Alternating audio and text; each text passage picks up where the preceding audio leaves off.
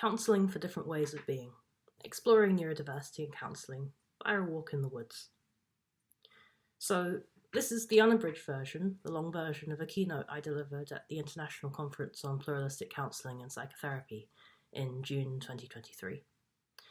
You can access the written version. I'll share a link here. I hope that there will be a video version of the talk on the event platform as well. This is a slightly different version. So, introduction about me. I'm Sunny Hallett. I'm a person-centred counsellor based in Edinburgh. I'm autistic. I'm also trans and I'm mixed race. And I grew up living between China and the UK. Here is a picture of me as a small person. Before training as a counsellor, I'd been very involved in the autistic community and the broader neurodivergent and disabled communities. I co-facilitated support groups for people coming to grips with their autism, realising that they're autistic in adulthood, and worked on autism and mental health research and co-founded and chaired AMAZE, the Autistic Mutual Aid Society Edinburgh. I'm also really interested in outdoor work. I spend a lot of time out in the woods looking for mushrooms, bugs and birds, and I've also spent a lot of time thinking about what we can learn from both biodiversity and neurodiversity, how we can make better connections with our environment and the many varied beings around us.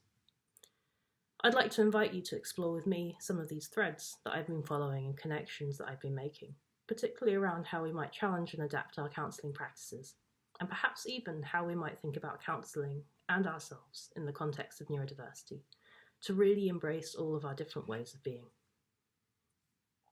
So let's set out on this walk. As is quite usual for me, I had a lot of ideas for this talk, and as the talk date started getting closer and closer, I was getting overwhelmed.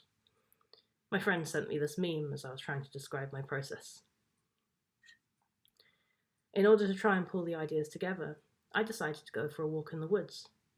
I find that walking helps me feel more connected when things seem too scattered, or I get too in my head.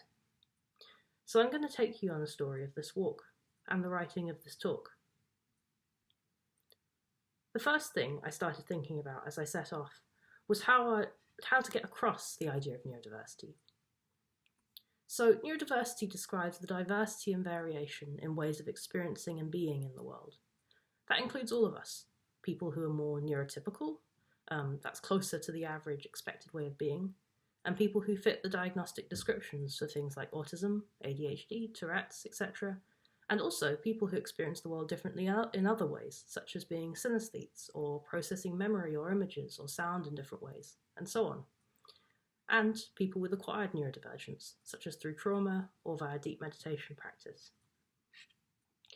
In this talk, by the way, I mention autism quite a lot specifically, and also ADHD, because those are neurotypes and communities that I've worked in the most, and a lot of what I'll talk about also applies much more broadly to many different minority ways of being.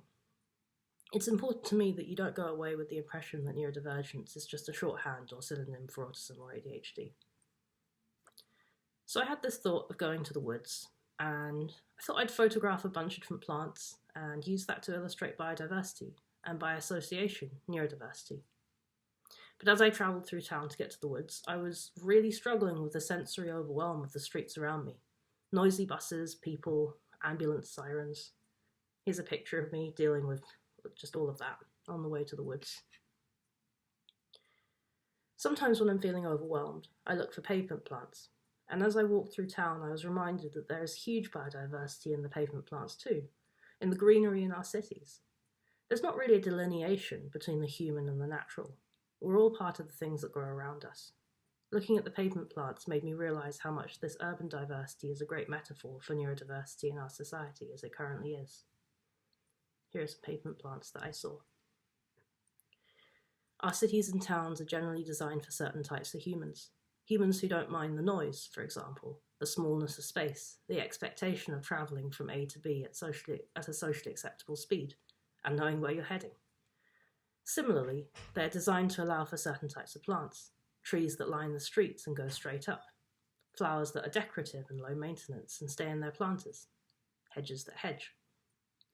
But noticing the pavement plants reminds me that all different kinds of life exist, even when they have to crack through the concrete and contort themselves into funny shapes to live.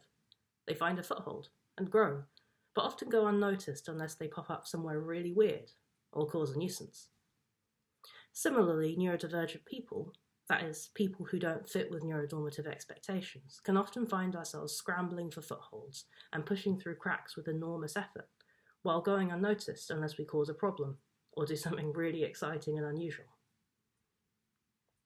In 2018, I worked with the Autistic Mutual Aid Society Edinburgh on a piece of research titled Too Complicated to Treat: Autistic People Seeking Mental Health Support in Scotland.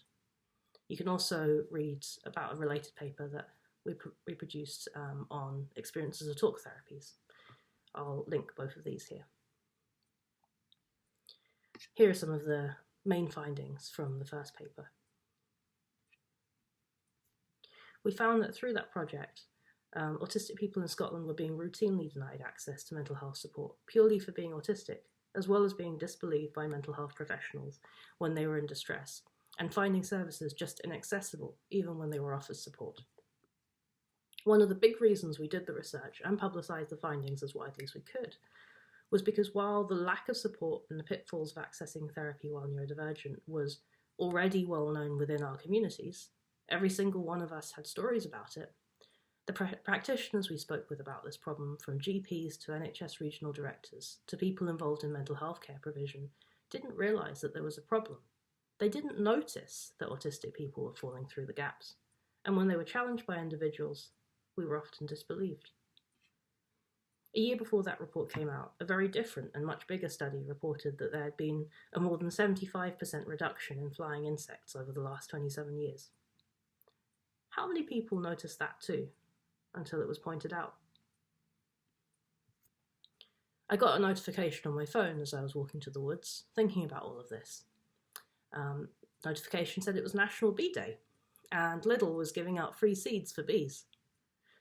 It reminded me a bit of supermarkets announcing quiet hours for World Autism Day.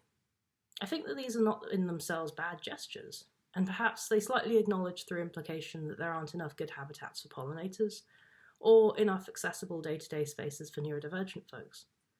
But I think it would be a mistake to think that these gestures can lead to any kind of solution. Here are some nice flying insects. I worry that focusing only on specific versions of any population, whether that's bumblebees or autistic people with specific access needs, doesn't really help us to understand diversity and why we might be creating environments that might be so hostile to it, and what we might need to do differently to change that. A quiet hour a month, or even a week in any given supermarket isn't really going to help many neurodivergent people get their groceries. It just seems to imply that change is possible, but somehow not popular enough.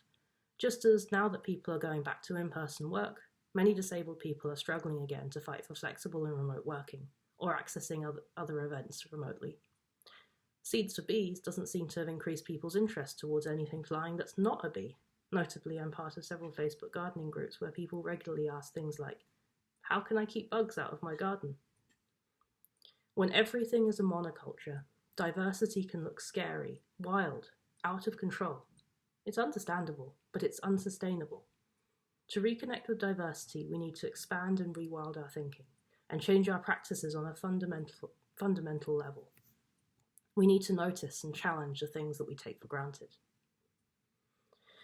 I got into counselling training after doing that piece of research I mentioned earlier, along with another project on autistic people's experiences of talk therapies, because I wanted to find out what was going wrong in therapy that was leading to so many autistic and other neurodivergent people falling through the gaps. Through my training, I discovered some really wonderful modelling of congruence, empathy and warmth from some of my trainers, and ideas and experiences that really helped me make connections with things I'd learnt from neurodivergent and queer communities, and helped me open up transformatively to connecting with others in deep and meaningful relationships. That was the great part of my training experience, and now I absolutely love being a counsellor. But the other part of my training experience, and something I continue to see in counselling communities, is a monoculture in expectations around therapy, and with it, a fearfulness towards difference. I suspect some of you might be thinking that this assessment feels a little unfair. Surely counselling is all about connecting with difference, understanding different perspectives and ways of being in another's frame of reference. I want to show you what I'm trying to express a bit better by asking you to imagine a garden. I wonder when imagining a garden how many of you pictured a lawn. Here's a Google image search page for garden. So if you look at this search page, you can see a number of pictures have lawns. Lush, neatly mown green lawns are just such a normal everyday sight for a lot of us that hardly anyone questions it. But that's a monoculture, and a tightly controlled one.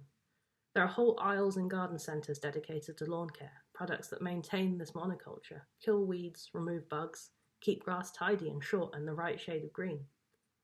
Don't get me wrong, lawns can be lovely to sit on. Freshly mown grass smells delicious, and for many of us, it might be familiar and evocative of summer picnics, days in the park.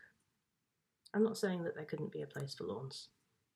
But when we get too used to seeing monocultures, we forget that there can be anything else. We don't notice what's being pushed out in favour of the familiar sameness we've gotten used to. Diversity becomes worrisome and weird and unfamiliar. Just for a bit of tech fun, here's a mid-journey AI imaging of a counselling room. So the AI has looked at thousands of images labelled counselling, and this is what it thinks counselling rooms look like. Incidentally, here's one of just counselling as a concept.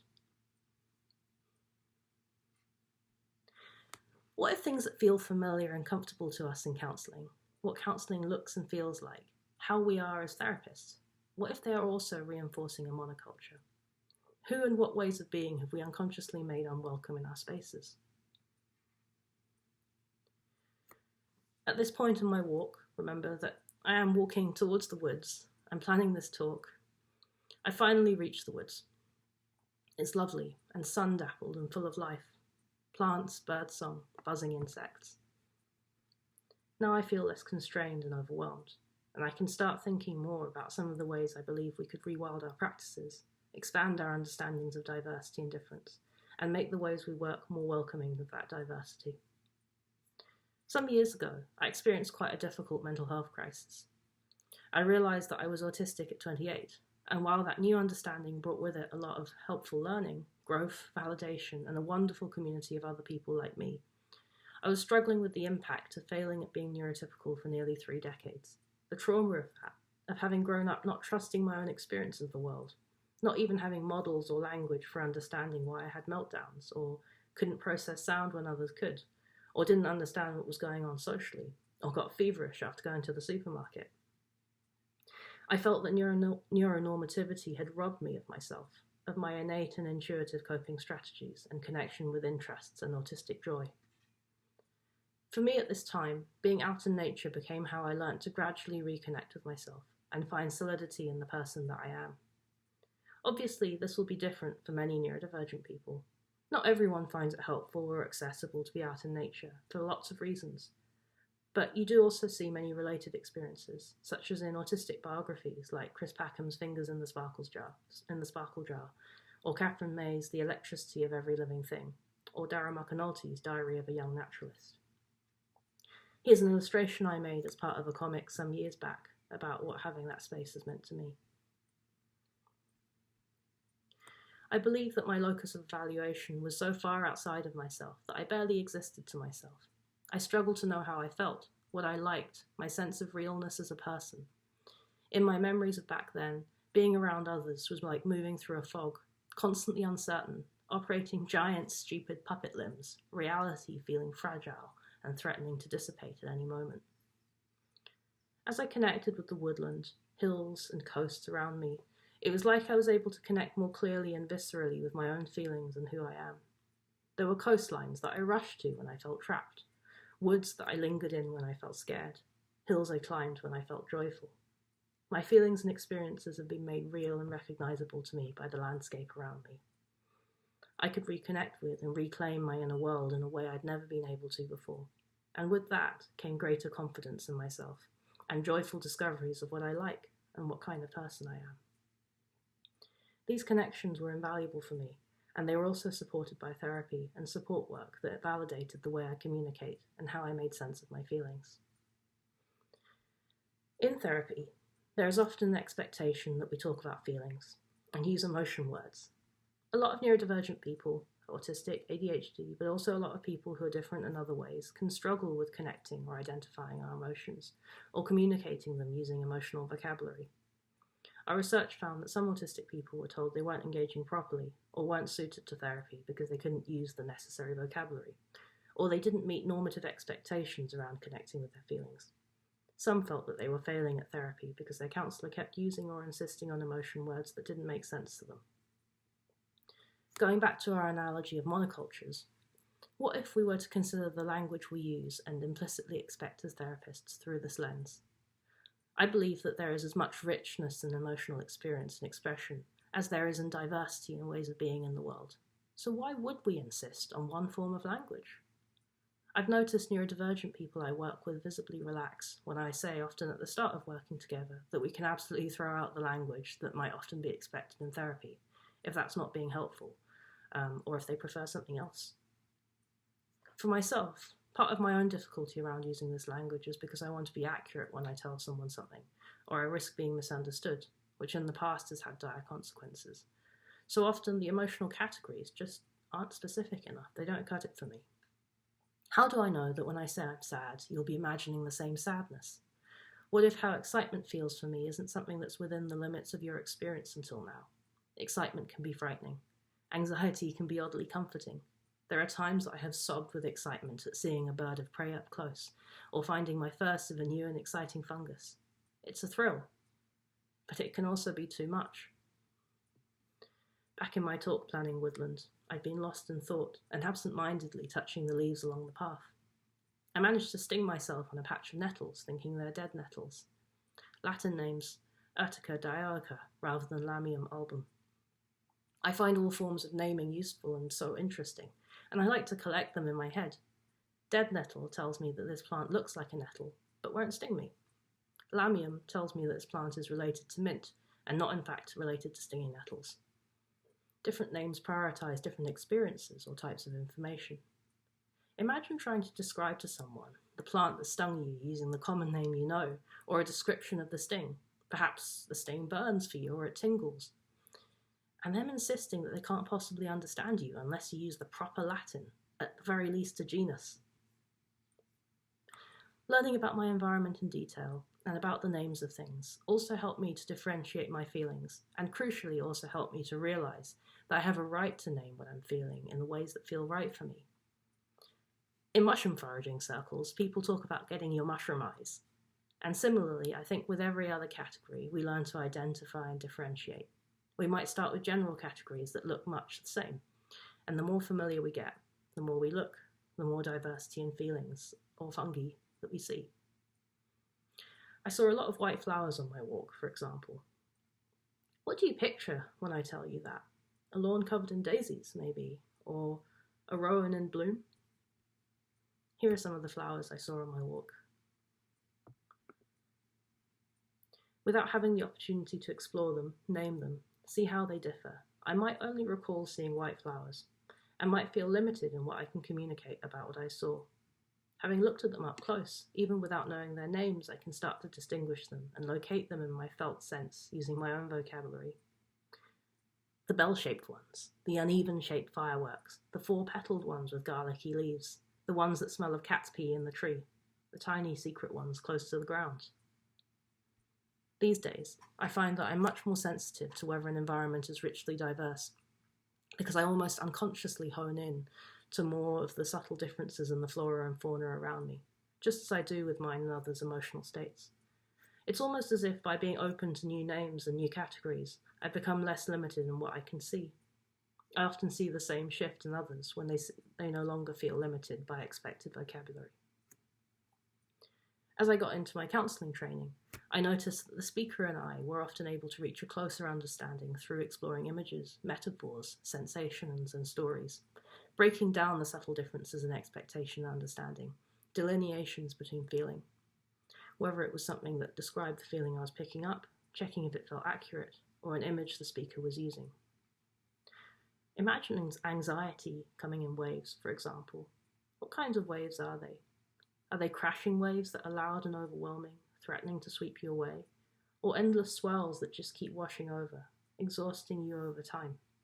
Are you a beach or a rock? or a tiny crab caught in the swell? Are you absorbing the wave's energy, or is it smacking hard against you, or is it tossing you about?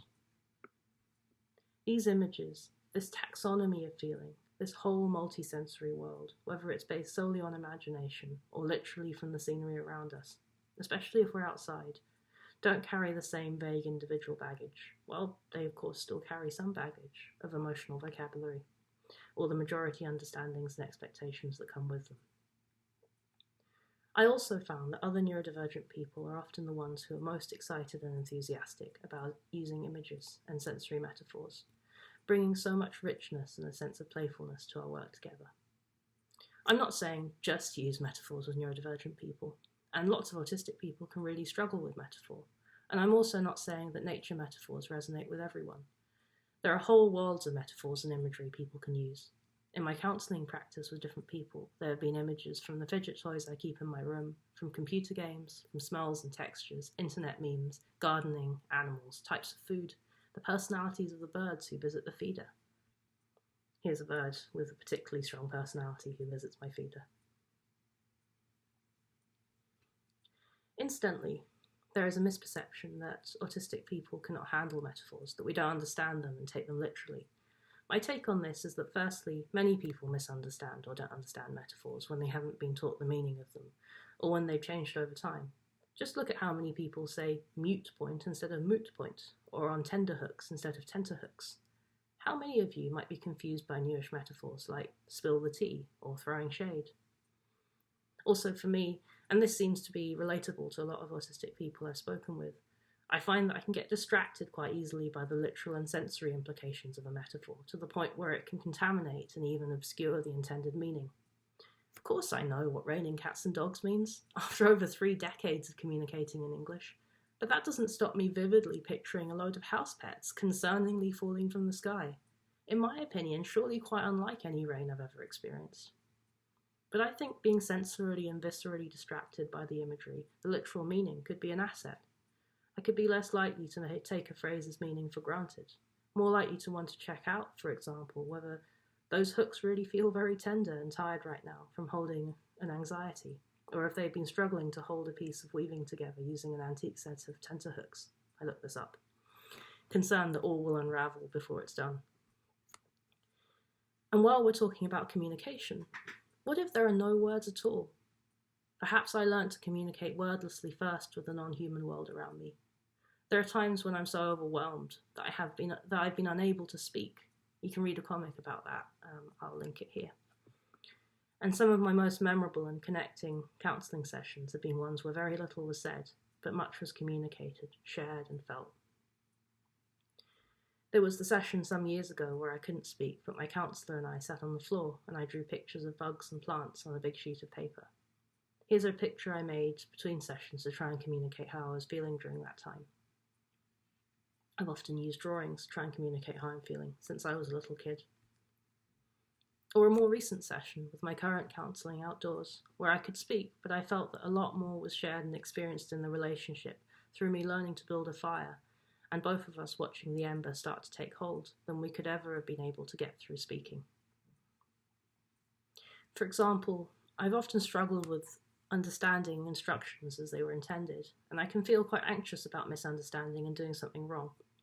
To feel safe enough in that moment to be invited to explore and be playful, and feeling like my own learning process was shared in that space, felt incredibly reassuring and safe. Perhaps it's also helped me to feel safer in exploring some of my more difficult internal experiences in that counselling space. I think it's worth really looking at how neuronormative our communication expectations might be. How open are we to receiving and even modelling different ways of communicating? In Carl Rogers' words, empathy is to sense the client's private world as if it were your own, but without ever losing the as-if quality. Perhaps to do that accurately can be creating and inhabiting a shared and multisensory language in each relationship, rather than insisting on one where the power might be seen, or does lie more with the therapist.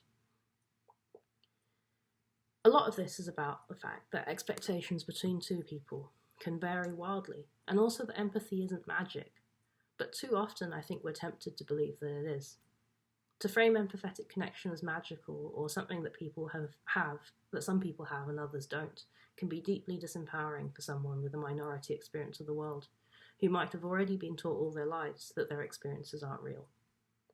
So, because none of this is magic, and expectations can vary at the most unexpected times, one of my favourite and most valuable learnings from my counselling training is that nothing is ever too obvious to state. My counsellor put this really simply in his own approach to his work. He said, "I try to never surprise anyone.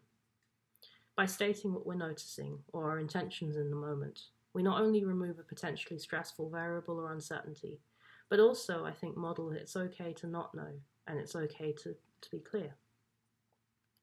Now, when I walk across the room at the start of a session to close the door properly, I say that's what I'm doing.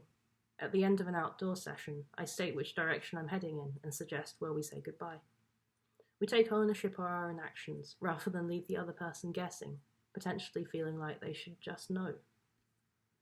And while we all have all kinds of expectations about other people, I think my own weirdness has meant that I've never quite known what to expect of others. In the past, I saw this as another reason why other people are baffling and inaccessible. So it's been really empowering for me to realise that I can ask, and because I don't know what I'm supposed to expect, maybe I'm less surprised by the answer. Maybe sometimes that can help to invite a more complicated and congruent response. A lot of what I'm describing here relates to the double empathy problem, which I think is a useful concept to get to grips with.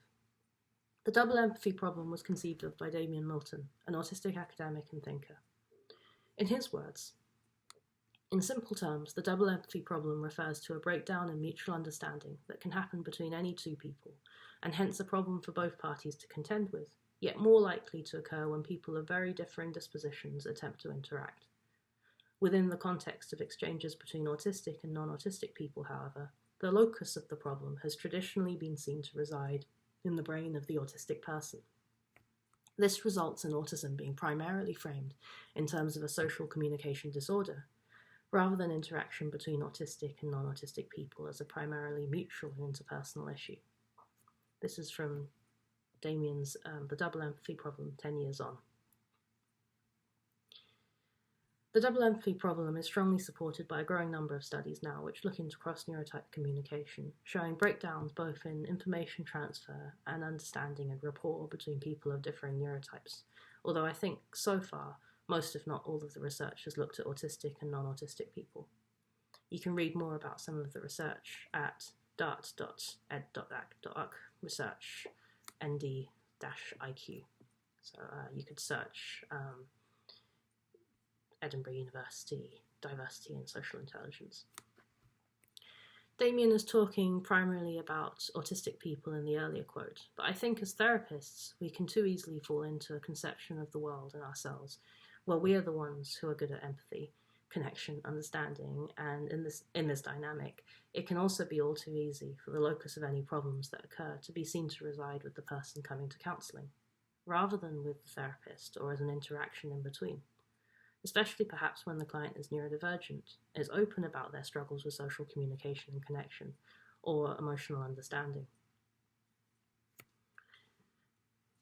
I'm still out in the woods, but I've climbed up onto a path where the trees open out, and I find myself in sight of the Crags, a series of rocks jutting out spectacularly over Edinburgh, with Arthur's Seat just lost in the low cloud beyond. When I first moved to Edinburgh as a student in 2005, there was a path that you could take directly below the cliffs, but still right above the city. You could walk right from one side of the Crags to the other. But now erosion and the risk of rockfall has made that path unsafe to walk along for many years, and it's been largely closed off to human walkers. I'm reminded as I look across the valley of a river I regularly walk along with my counsellor in our outdoor therapy sessions. There's a tarmac path along the river's bank that has also been eroding away, the water trying to reach its natural floodplains when it swells with rain or with snowmelt, trying to rejoin with the small oxbow lake that it once formed on the other side of the path. Along the path, the local council have placed sandbags, plastic bollards, rope, just every kind of erosion-preventing measure that you can imagine. Everything short of rerouting the path. How often do we tend to situate the problem outside of ourselves? try to force our surroundings or expect those around us to bend and change to fit our expectations, only to be disappointed and frustrated. It's a loss, and sometimes potentially our peril, to not try to understand and work with the needs and communication of rivers and eroding hill paths. Your path will wash away. Rocks might fall on your head. Houses might flood. I think one of the things I've learnt most within neurodivergent and disabled communities, and sharing space with other neurodivergent people, is that first we have to identify and own our own needs, rather than assume that they are the natural state of things. A common consequence of power in relation to the double empathy problem, and also of medical framings around disability and difference, is that access needs are seen as special and exceptional compared to normative needs, that is, needs that are seen as normal, in big air quotes, that are often unspoken and treated as the default. Many of us, for example, might have been assessed on our eye contact during training, being told that it's vital for connection. By us, I mean therapists. We might expect it and might read it a lot into the lack of it. Autistic counselling trainees can often struggle with this aspect of their training, as many autistic people find normative levels of eye contact difficult, distracting, even painful. In our research, a lot of autistic clients said they preferred not being expected to make eye contact with their counsellors, and often feel so much more comfortable sitting at 90 degrees, or side by side, rather than face to face. What if the monoculture, our expectations of how a therapy session should look, is like the tarmac path by the river I mentioned earlier? Because it seems like the normal way to do things, there's no compromise, no examination of whether this is the only way to walk, or the only way to sit in a room. As a result, both the path and the relationship might never feel safe enough to hold up to the test of time.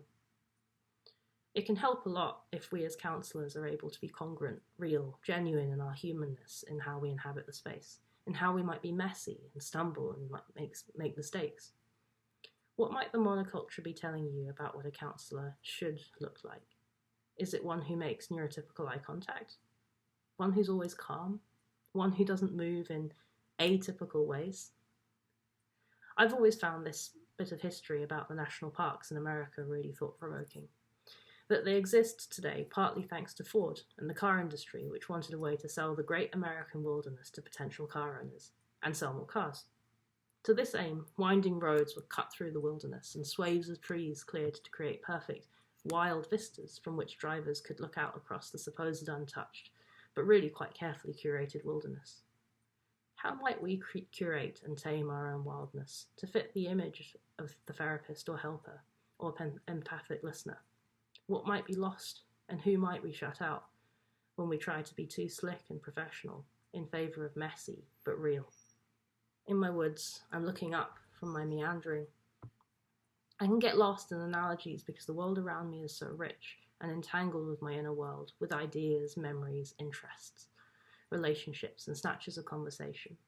This is a lostness I value and I find great richness in, and perhaps lost isn't even the right word for it.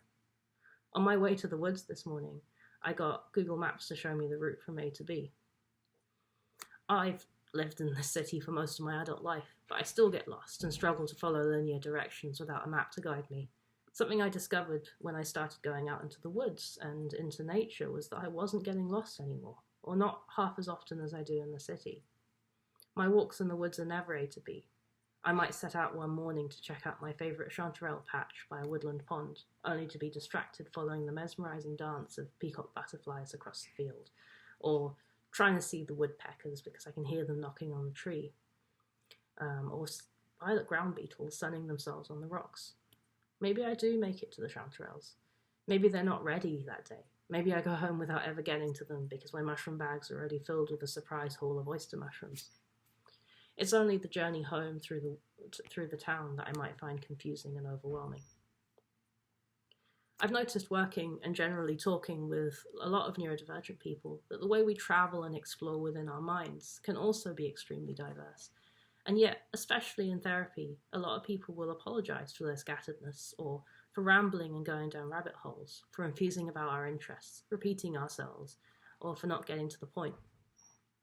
Some people talked about needing to translate their thoughts and effectively slim them down into linear narratives that their counsellors could follow, or they'd be pushed to refocus, or feel unheard, or like they're not properly using the space.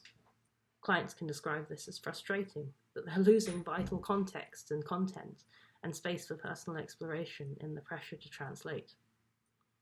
I think this can be a really great example of unexamined normative expectations on the part of the therapist that can end up influencing the whole shape of a session and the shape of the client's own exploration. One of the ways I found helpful to frame this difference in my own head has been looking at it in terms of linear and non-linear communication, much like my own Google Maps journeys and woodland explorations. I also sometimes describe the different thinking styles broadly as thinking in constellations versus thinking in narratives. Constellations being like clusters of ideas joined together across space, forming shapes that might look different to different observers. Narratives being like a story where ideas are organised with roughly a beginning, middle and end, so the trajectory is maybe a little bit more predictable. A lot of autistic and ADHD people in particular are perceived as jumping about a lot between topics in the way that we communicate, or making links between topics that don't seem to make sense, because the constellations we see, the links we make, aren't necessarily ones that are intuited by majority ways of thinking and processing. Conversely, some people might also be very rigidly linear, sometimes as a response to being told not to jump about so much. I've kind of purposefully, but also quite naturally, jumped about quite a lot so far in this talk. This is a pretty accurate representation of how I think, and it actually takes a lot more work for me to be more linear in how I communicate. But perhaps, hopefully, you trusted enough in my flow and process so far to be able to follow along with how the different parts all link together. Assuming this is true, and it might not be, part of this might be because I have relative power in this space. Hopefully, also, you're relaxed and you're listening without too much expectation on yourself. Certainly no expectation to respond or summarize. And I may be communicating in, hopefully, a fairly confident manner. Isn't it interesting how sometimes being in a position of power can make others more receptive and open to our ways of communicating, even if we're communicating atypically, while being in that position of power can also be a barrier to letting go and listening?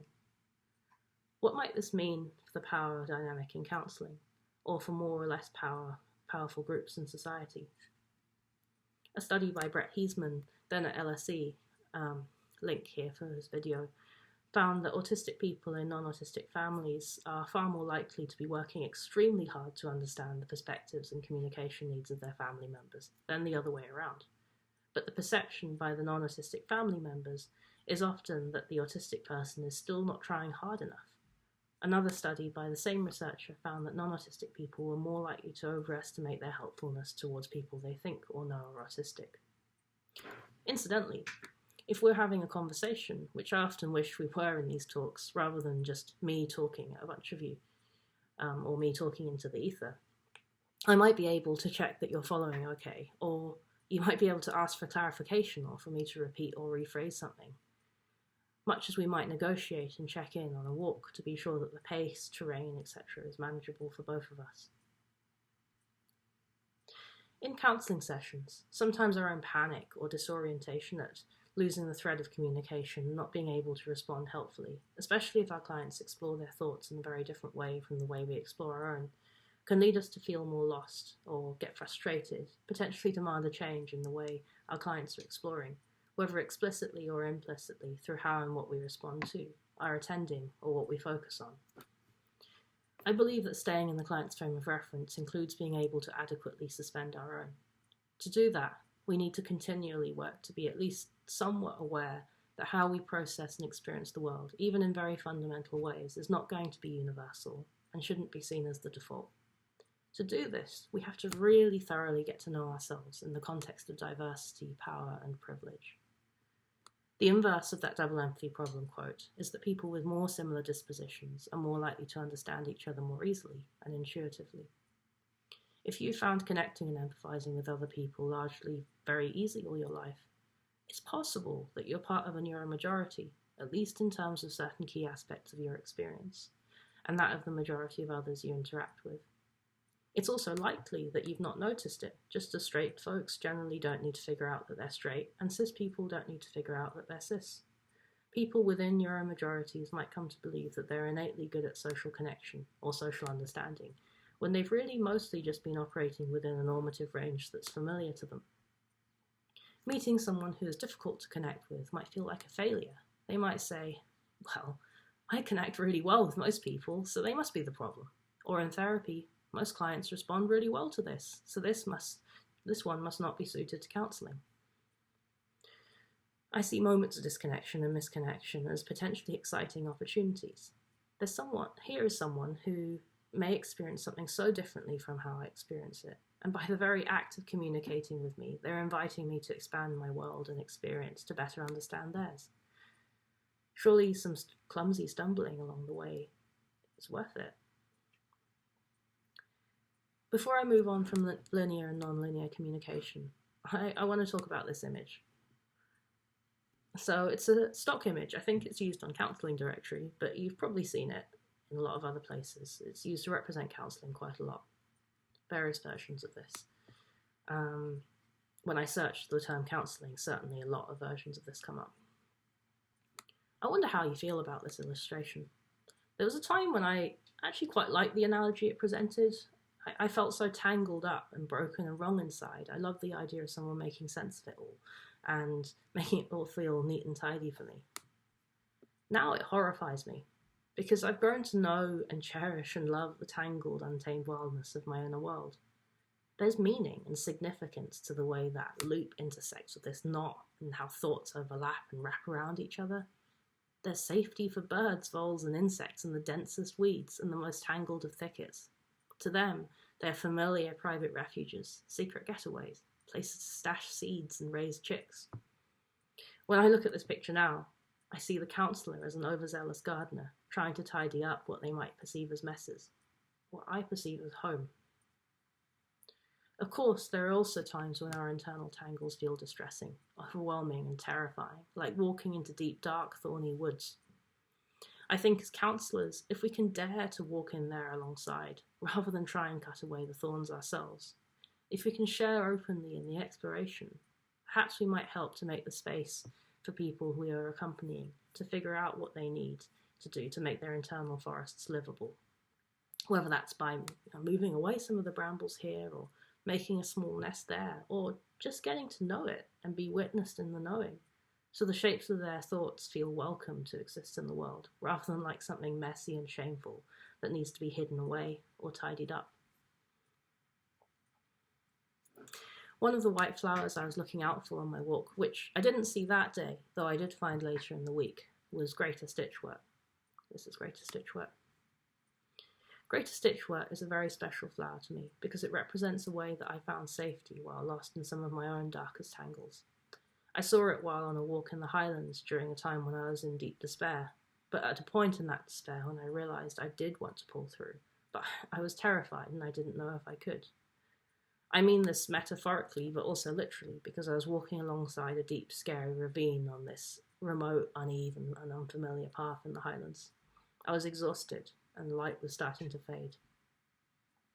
Shining along the edge of the path in the last of the light was this mass of flowers, and something inside me, perhaps desperate to grab onto any kind of hopeful thing it could, told me as long as I followed the stitchwork flowers, I'd be safe. The flowers led me all the way for several miles back to a train station, which got me safely home. Now, whenever I see the Greater Stitchwork flowers, I experience a deep sense of safety and connection with the world. We all weave our own mythologies and folklore. We all see patterns and make symbols out of the things around us and the things that happen to us, and we can feel them deeply, bodily. I think we use them to understand and look after ourselves and the world around us.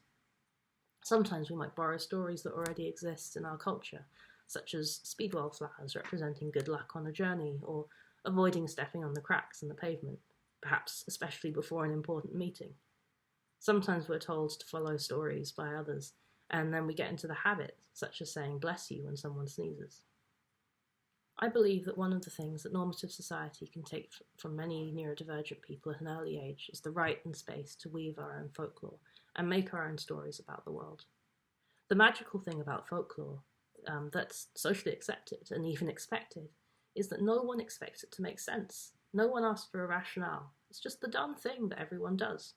For people who are different, we're often asked for rationales all the time for the things that just feel right to us or make internal sense.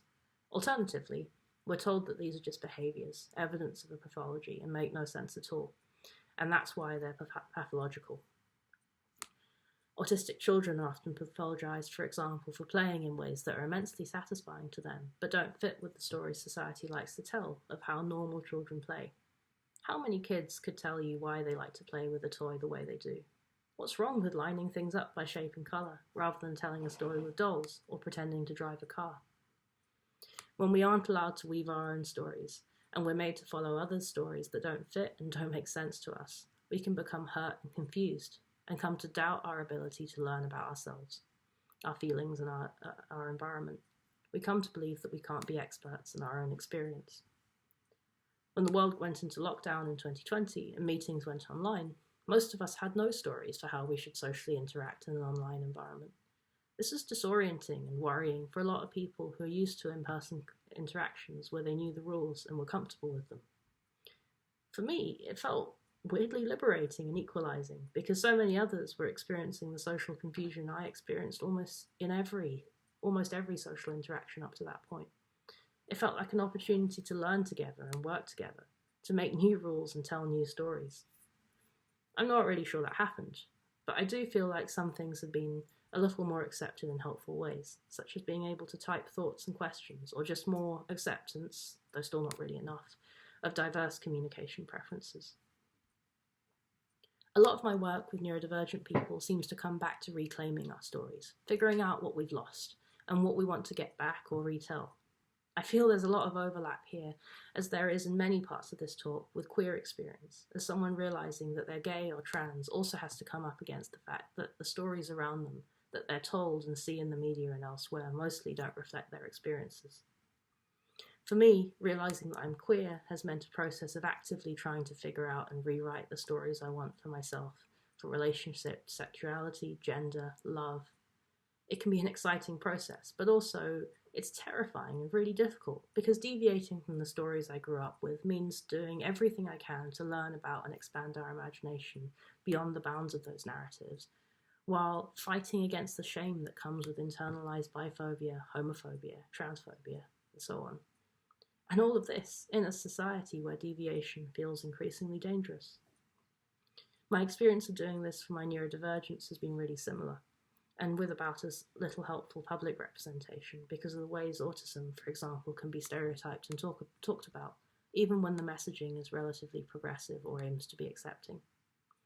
I was really fortunate on this front in coming to figure out my neurodivergence amongst very neurodiversity affirming people who have thought a lot about diversity and difference, including my partner Fergus, their mum Dinah Murray, and the wonderful community that is Autscape, an autistic maiden-led autism conference and retreat. So I've been surrounded by very deep, nuanced and complex explorations about all of this that counter the more dominant pathology paradigm narratives from even before I received my autism diagnosis, which itself was framed very pathologically. I found that for a lot of us entering into neurodivergent communities, the gentlest and most empowering ways to start to shift internalised ableism, and along with it, shame and fear around feelings of being weird or wrong or broken, and to begin to write our own stories, is through reclaiming our sensory worlds. Some of my most cherished memories are of shared sensory and physical exploration and neurodivergent joy, passing a shiny spinning object around us in a circle and delighting in the pressure of it as it rolls down our arms, as well as the memorising reflections as it moves, trying on really good noise-cancelling headphones for the first time, and excitedly comparing how some of us found the silence to be like this wonderful, deep, soft calm, while others found it strange and unsettling.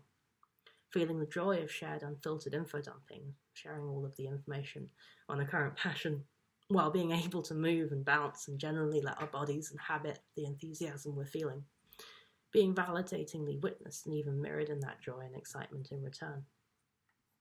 As a counsellor, I found that facilitating this reclaiming process can involve working to be as sensitive as I can to the ways the people I work with respond sensorily to the world around them, including in all the small things, especially the things they might dismiss as time-wasting, childish, or feel self-conscious about enjoying, such as being lost in the texture of a soft blanket, or playing the same song again and again, eating the same safe foods, expressing joy and excitement through flappy hands, and so on.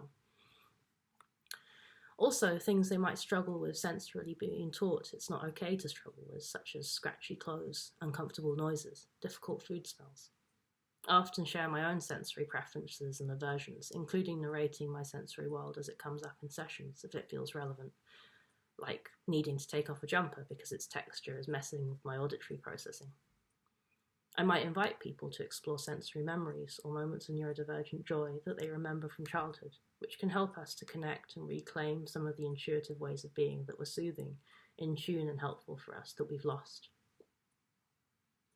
Sharing and exploring our sensory worlds, I think, also connects us with the world that we share around us and with the moment.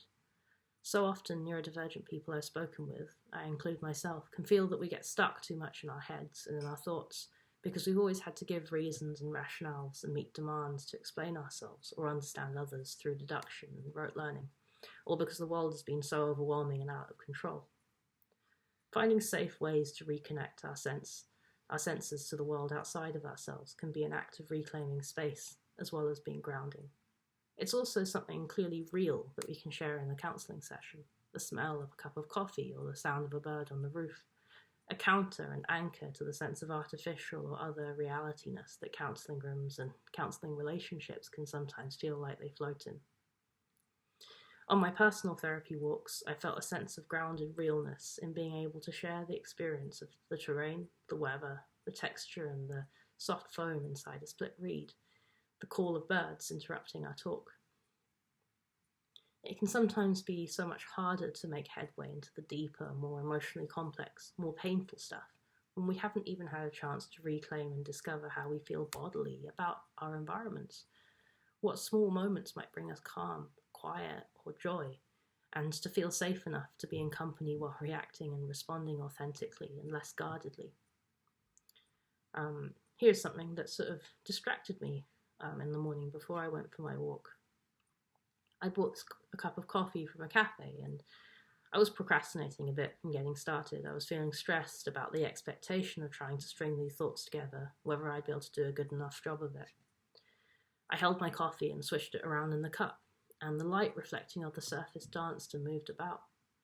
I let myself spend quite a while just enjoying the dance, being mesmerised by it, and slowly my mind cleared and calmed. At this point, my feet had taken me back to the edge of the parkland and up to the road leading back to the town. Along the path, I can see the pavement plants reclaiming the concrete. There isn't much space for them, but they're surviving and making the most of the world and the circumstances their seeds have found themselves in. They have an irresistible drive to exist and grow and be, and they know what they need to do it. Pavement plants in windy, exposed places tend not to grow too tall. They stay quite close to the ground and develop thick stems, keeping their flowers close. The ones that get a lot of bright sunlight might develop red pigmentation to help protect their leaves.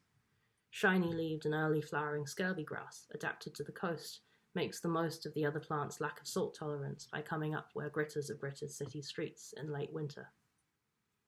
These moments of claiming space are small, but they're significant for each plant's survival.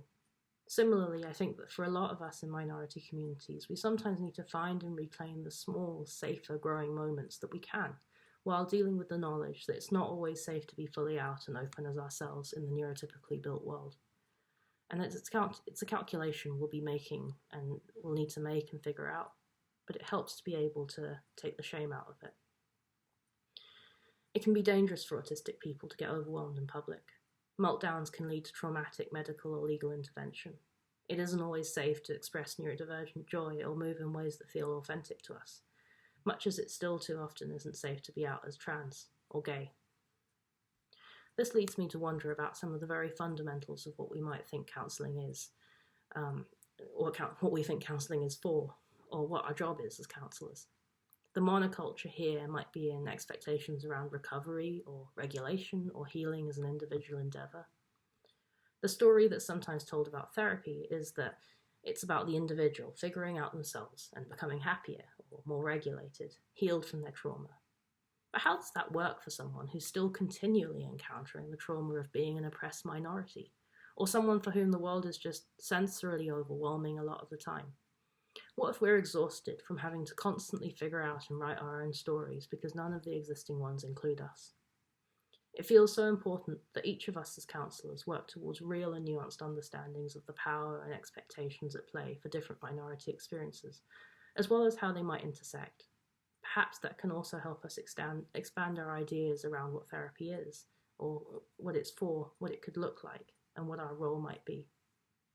For a lot of us, what can be most healing and helpful isn't figuring out how to fit into society or how to be regulated like a neurotypical, but being able to grow, to experience joy, to find community, and perhaps even feel solidarity, fury, and a drive to change things. Help make safer neurodivergent spaces, not feel so ground down by shame, to love and to support each other. I've come across many counsellors who are critical of what they think of as people labelling themselves or being restricted by labels when it comes to neurodivergent ways of being, like autism and ADHD. Often these same counsellors will say that they would rather not learn about these identities or the broader contexts and experiences related to them, because they want to take each individual as they are. I can understand the good intentions behind this perspective, and I definitely sympathise with the suspicion of labels that might sound like they have been externally imposed and are grounded in a pathology and deficit-based understanding of people. And there's a lot of damaging crap out there about autism and ADHD, for example. But to refuse to learn about what our identities mean to us is to miss a huge chunk of the context of who we are as individuals and what the world we inhabit, and about the world we inhabit. What being autistic, for example, means to me is finding a community and stories that finally resonate with my experience, finding validation and understanding and ways to write better stories for myself and reclaim my weird ways of being. Saying you do not recognise these labels is to insist on existing in an alternate reality where neuronormativity no longer dominates, and all ways of being are included and valued, which is a great goal to work towards, but not the world we currently have to live in. To me, it feels like the neurological equivalent of saying you don't see colour when talking about race. Nick Walker, in her book Neuroqueer Heresies, quotes Carl Deutsch, "Power is the ability not to have to learn. Monocultures can be powerful, but having power in a monoculture can blind us to the things that we don't know and can't imagine yet. It can make us complicit in the oppression that leads to minorities being hurt, erased, left unsupported. Relative power can even hide us from the things we could learn about ourselves, such as a person who's been able to get by in public places just about okay, discovering that noise-cancelling headphones actually make a huge positive difference to their energy levels. We need to learn about biodiversity, to know how to welcome more pollinators and other life into our gardens. And we need to learn about neurodiversity to be more welcoming of different ways of being in the spaces that we share. The planet benefits from the richness that biodiversity can provide, and our society benefits from the richness of many different skills, ideas, and perspectives. We will never learn to see the world differently if all we ever want to look at is lawns." At the end of my walk, I had this handful of leaves. I took them to the nearest cafe, bought a cup of tea and a croissant, and laid all the leaves out on the table in front of me, arranging and rearranging them based on shapes, textures, how I felt. As I arranged them, I felt calm, quiet, lost in the world of everything I had experienced and thought about, while other patrons walked past, chatted, worked on their laptops. Some glanced over in my direction with interest or curiosity. The tangle of my thoughts and ideas were coalescing, turning into the constellations of this talk. I leant back from my leaf constellation, opened my laptop, and started to write.